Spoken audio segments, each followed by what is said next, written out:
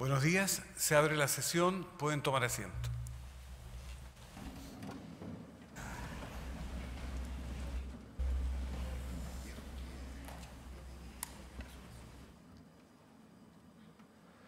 Señoras y señores, conforme lo establece el artículo 521 del Código Orgánico de Tribunales, esta audiencia pública, en que la Corte Suprema se encuentra reunida en pleno, tiene por objeto otorgar el título de abogada u abogado una vez que ustedes, postulantes, presten el juramento de rigor para desempeñar con lealtad y probidad la profesión.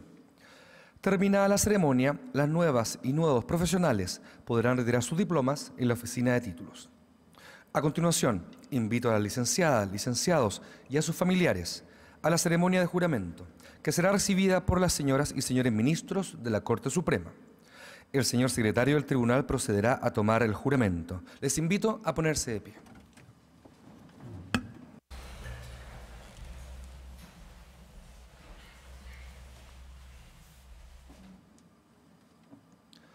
Pablo Ismael Acevedo López. Alejandro Antonio Alegría Castro.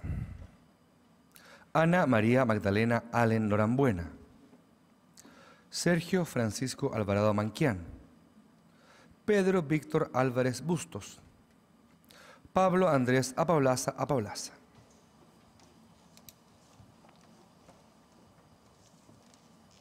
Licenciada y licenciados, ¿juráis desempeñar leal y honradamente la profesión de abogada o abogado? Sí, juro.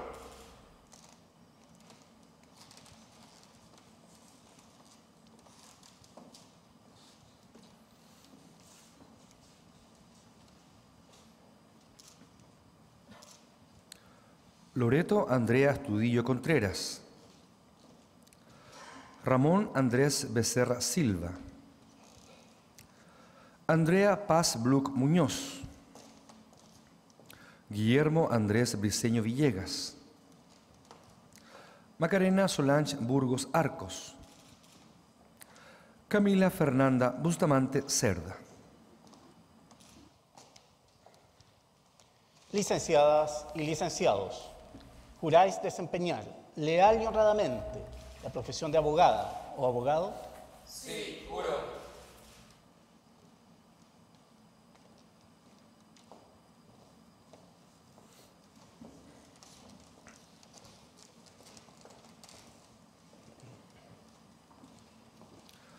Robinson Patricio Bustos Miranda. Marcela Andrea Caldera Barros. Felipe Augusto Cárcamo Petridis. Daniela Francesca Carvajal Checoni. Fernando Javier Castañeda Magna. Mario Andrés Cayo Manquegual. Licenciadas y licenciados, ¿juráis desempeñar leal y honradamente la profesión de abogada o abogado? Sí, juro.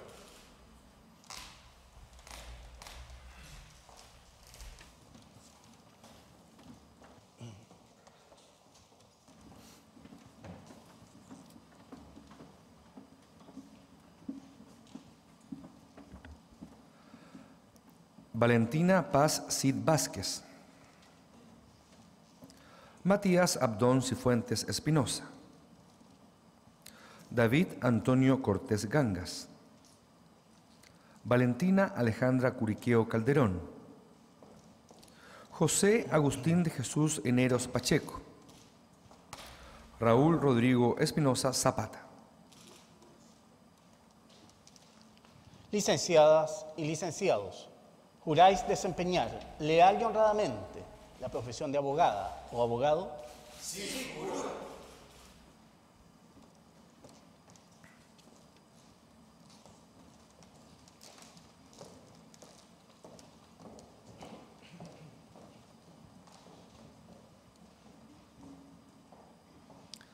Camila Paz Filidei Arredondo. Jaime Patricio Flores Núñez. Juan José Gres García Huidobro. Tailet Maylin Gutiérrez Fuentealba. Martín Ignacio Hernández Cerda. Omer Herman Hidalgo Carreño. Licenciadas y licenciados, ¿juráis desempeñar leal y honradamente la profesión de abogada o abogado? Sí, juro.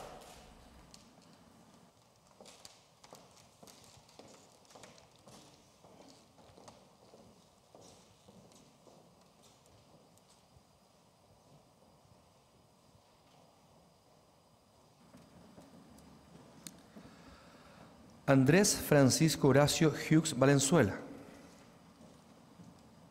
Tamara Alicia Jabalquinto Valenzuela.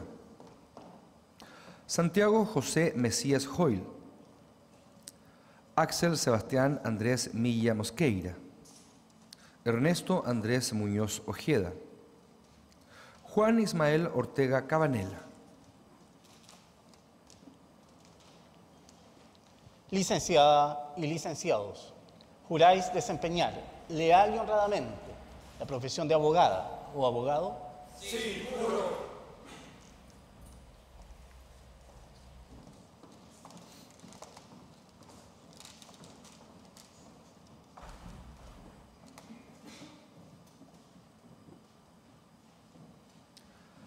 Javier Alonso Pino Lagos. Rodrigo Alejandro Ramírez Arduiz. Verónica Constanza Rojas Norambuena. Gastón Maximiliano Salinas Valdés. Daniela Paz Santidrián Salas. Lorena Elvira Sepúlveda Marín. Valerie Handel Sousa Retamal.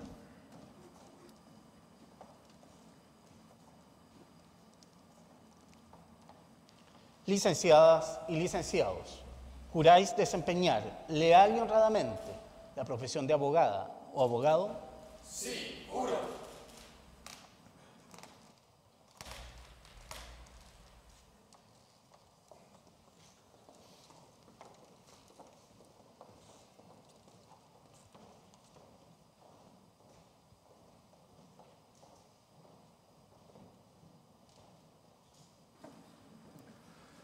Joaquín Alberto Tapia Reyes. Javiera Alejandra Toro León. Alex Carlos Torres Zuleta. Daniela Alejandra Uribe Muñoz. Michelle Natalie Valdivia Romo. Karina Macarena Valenzuela Zúñiga. Matías Alejandro Venegas Sepúlveda. Licenciadas y licenciados, ¿juráis desempeñar leal y honradamente la profesión de abogada o abogado? Sí, juro.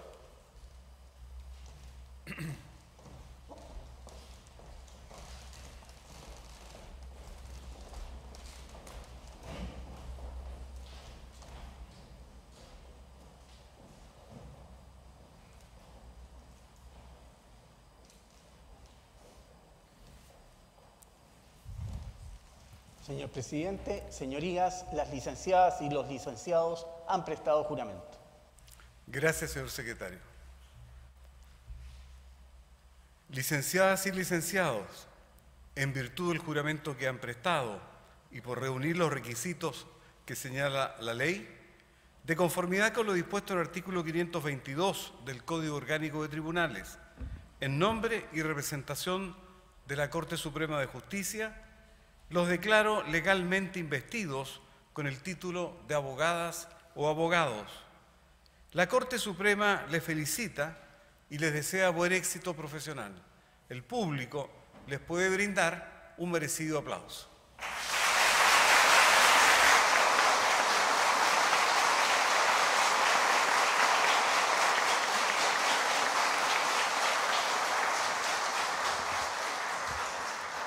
Les invito a tomar asiento.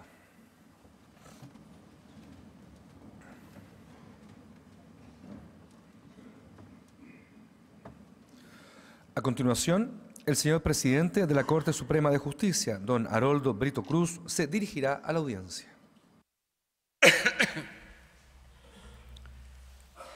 señoras ministras y señores ministros de la Corte Suprema, señoras y señores, nuevas abogadas y nuevos abogados. En el escenario social de las últimas décadas del siglo XIX y primeras del XX, se empieza a vivir una serie de transformaciones en los patrones económicos, políticos, sociales y jurídicos en las que el Estado chileno, a través de diversos mecanismos, se propuso intervenir para generar un proceso de modernización en distintos ámbitos del desarrollo social nacional. Estas transformaciones alcanzan, entre otras, a la educación y al rol de la mujer en la sociedad, cuestión a la que ya nos hemos referido antes, pero por su importancia, indudablemente, la mantenemos entre los aspectos que nos interesa tocar. El acceso a la universidad para las mujeres en las mismas condiciones y exigencias que los hombres fue una cuestión planteada claramente. Decía en una ocasión que este hecho se produjo recién en 1877 y significó un gran salto en el adelanto cultural y en las posibilidades de participación y expresión de las mujeres en el espacio público. Sin embargo, este cambio no fue inmediato, sino lento y no siempre progresivo.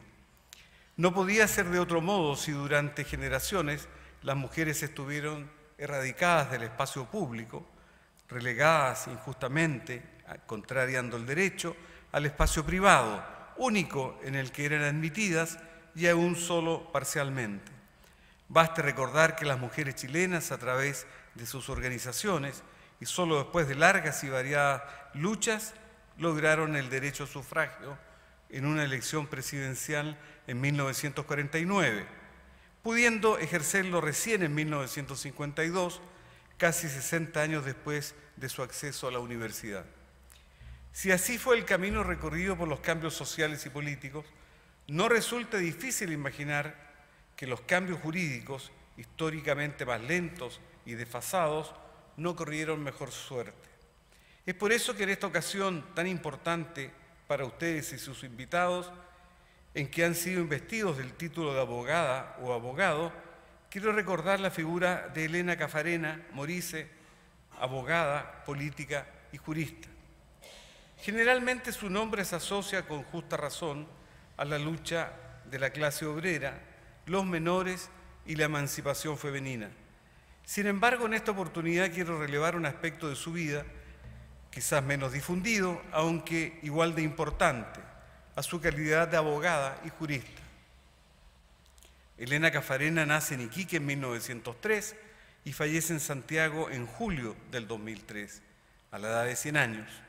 Ingresó a estudiar Derecho a la Universidad de Chile y prestó juramento ante esta misma Corte en 1926, transformándose en la 15ª mujer en recibir el título de abogado en nuestro país. Su camino político está marcado por dos grandes coordenadas: el sufragio femenino y la asistencia social de mujeres y niños. El jurídico, en cambio, lo está por otra que lleva a demostrar una gran visión práctica y maestría en la evolución de la jurisprudencia, de la actividad de los tribunales y de las doctrinas judiciales en boga.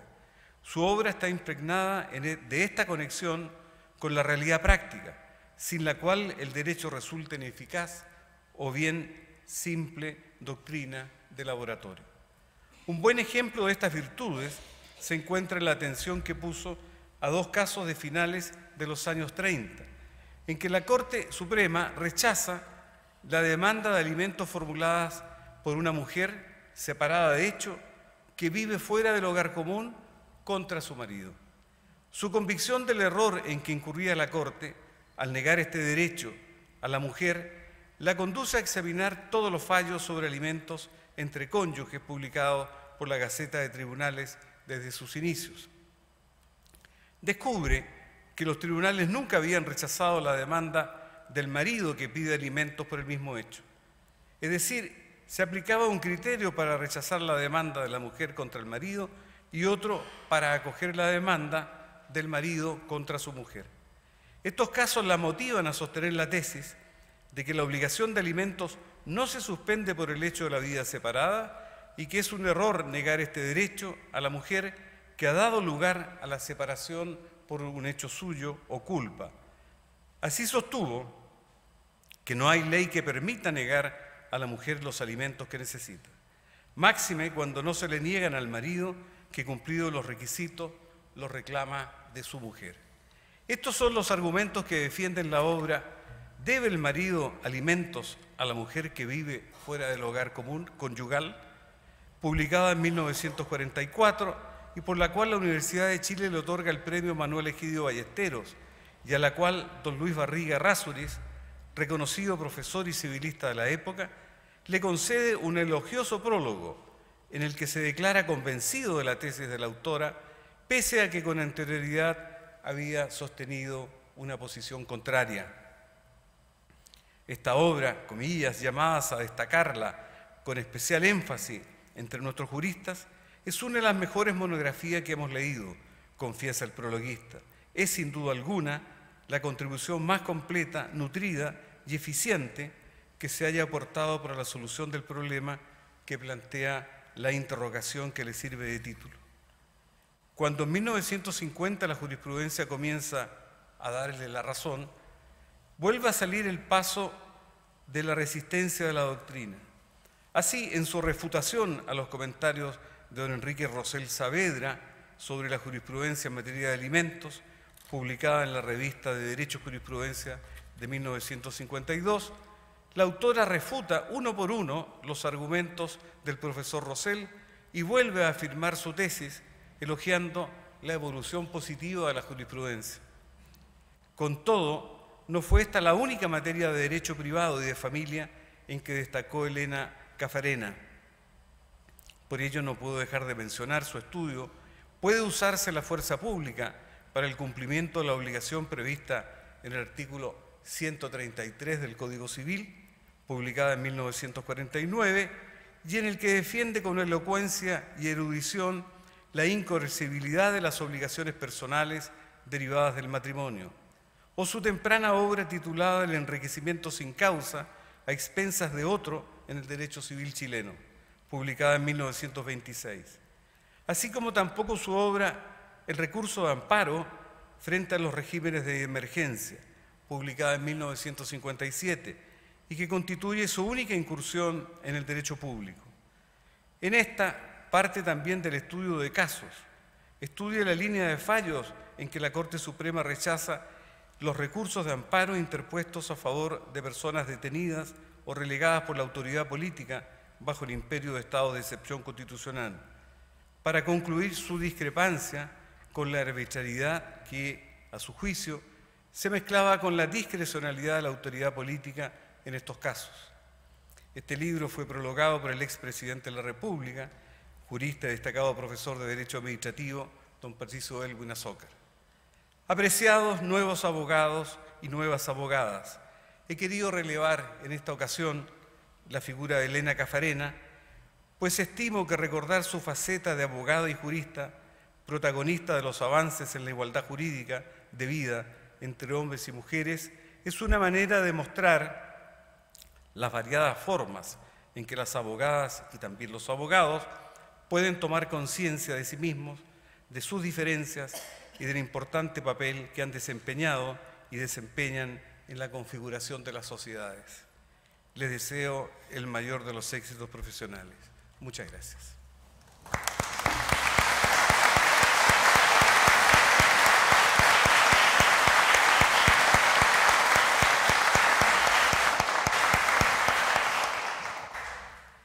Habiéndose cumplido con el objetivo de la audiencia, se le pone término. Gracias.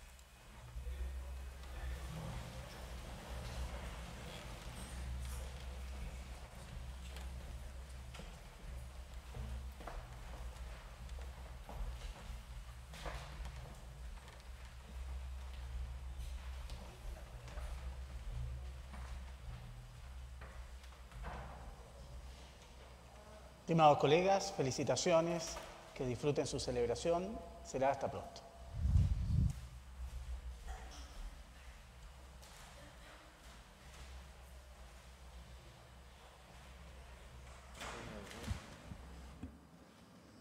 Que tengan bonita celebración. Hasta pronto. Chao.